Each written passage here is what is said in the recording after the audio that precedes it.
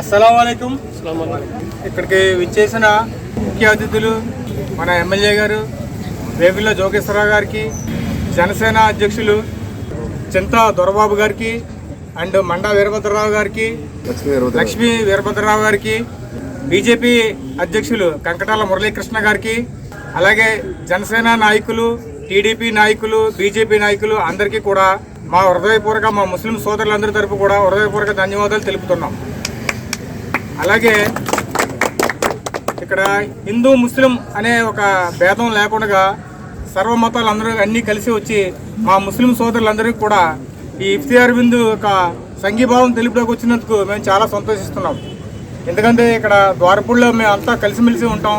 ఇక్కడ వచ్చిన వేదిక మీద వచ్చిన పెద్దలందరికీ కూడా మాకు సంఘీభావం తెలుపులోకి వచ్చిన మొత్తం సర్వమత అందరినీ కూడా మేము మా మనస్ఫూర్తిగా మేము చాలా సంతోషిస్తున్నాం సార్.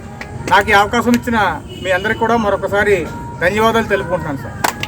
నమస్కారాలు.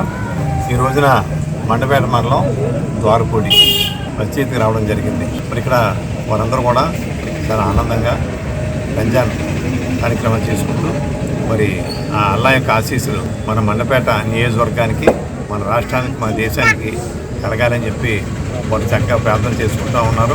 ఈ సందర్భంగా ముస్లిం సోదరులందరికీ కూడా మరి నేను రంజాన్ శుభాకాంక్షలు తెలియజేసుకుంటూ ఉన్నాను. మొదటి నుంచి మన మండపేట నియోజకవర్గంలో మండపేట కానీ, ద్వారపూడి కానీ, రాయవరం కానీ ఎక్కడికి వెళ్ళినా మరి అన్ని చోట్ల కూడా ఎప్పుడు కలిసిమెలిసే ఉంటాం.